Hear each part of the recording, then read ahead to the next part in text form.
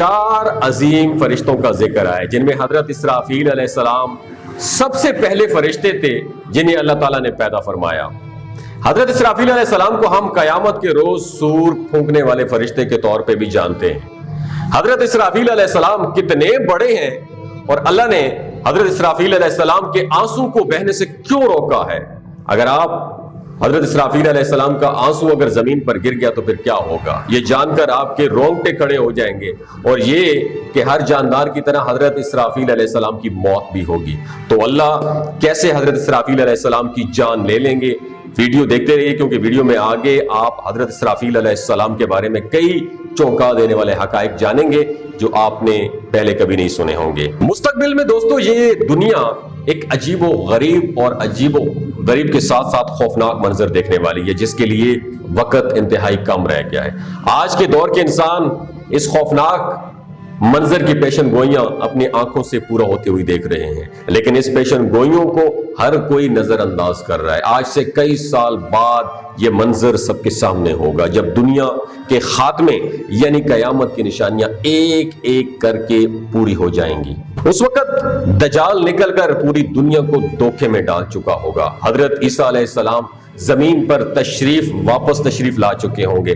حضرت امام مہدی علیہ السلام اپنے لشکر کے ساتھ شیطانی افواج کا مقابلہ کرنے کے لیے تیار ہو چکے ہوں گے۔ تب دجال کو شکست ہو چکی ہوگی، یاجوج ماجوج کا دور گزر چکا ہوگا، دنیا بدترین قحط کا سامنا کر رہی ہوگی۔ پھر ایک دن سورج مشرق کی بجائے مغرب سے نکل آئے گا، ہر انسان اس ہیبت ناک منظر کو دیکھ کر بھاگ رہا ہوگا، زمین زلزلوں سے پھٹ چکی ہوگی، سمندر ابل رہے ہوں گے، لیکن کچھ وقت بعد ان تمام واقعات میں کمی آ چکی ہوگی۔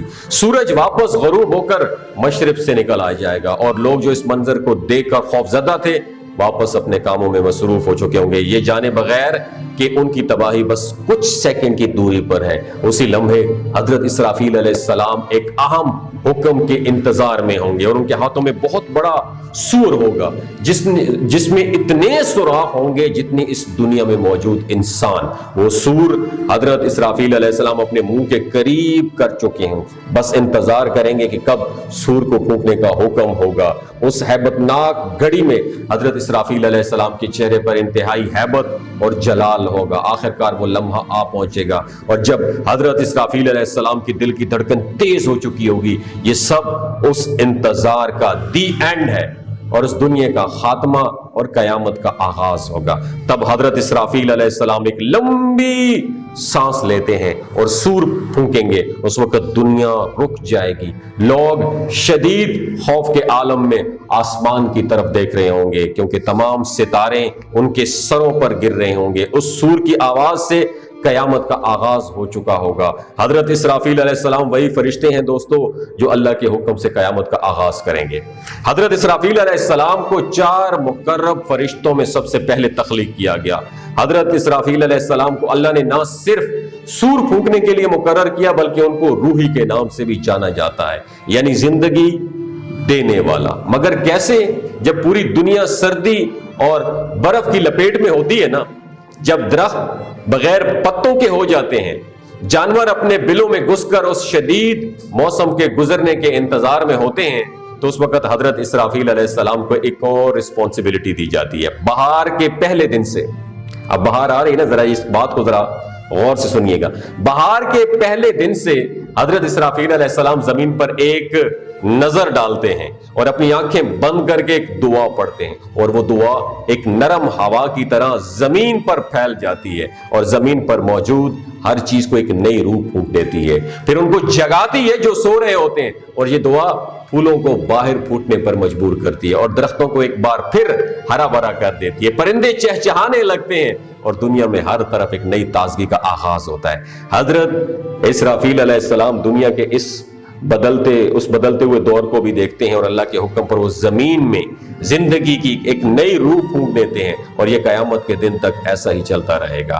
آسمانوں کی تخلیق کے بعد اللہ نے سور کو پیدا فرمایا اور اسے حضرت اسرافیل علیہ السلام کو سونپ دیا۔ تب حضرت اسرافیل علیہ السلام نے اس سور کو اپنے منہ میں پکڑا اور اپنی نظر اللہ کے عرش کی طرف کی۔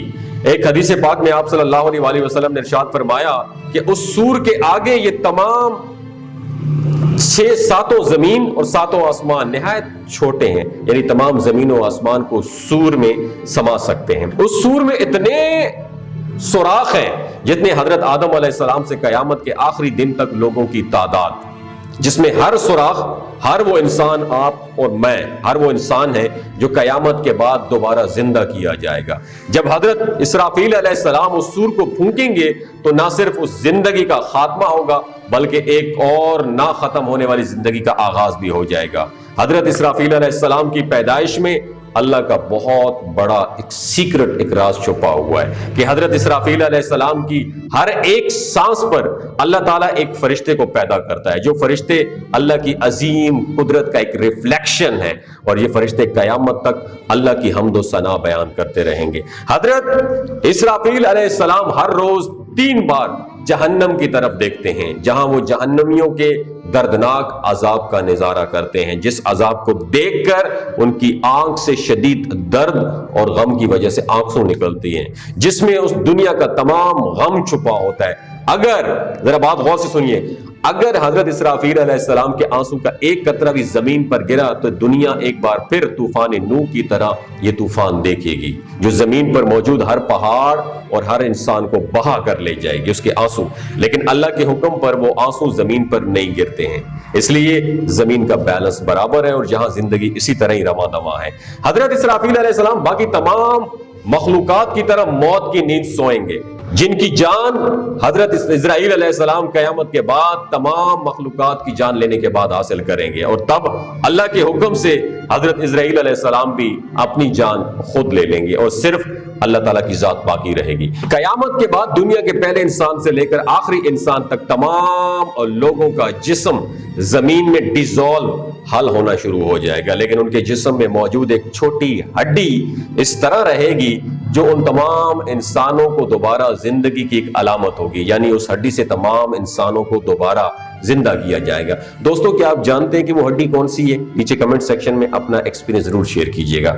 قیامت کے بعد جب اللہ کی ذات باقی ہوگی تب اس تاریخ اندھیروں کی خاموشی میں اللہ حضرت اسرافیل علیہ السلام کو دوبارہ زندہ کریں گے اور انہیں دوبارہ سور پھونکنے کا حکم دیں گے۔ تب اس سور کی آواز ان تمام لوگوں کی ہڈیوں کو اکٹھا کر کے انہیں دوبارہ زندہ کر دیں گے، اور اس وقت اس فائنل مرحلے کا آغاز ہوگا جس کے لیے ہمیں اس دنیا میں بھیجا گیا ہے۔ تو کیا آپ اس فائنل مرحلے کے لیے ریڈی ہیں؟ ایک بار پھر اپنے آپ سے ایک سوال ضرور کیجئے گا۔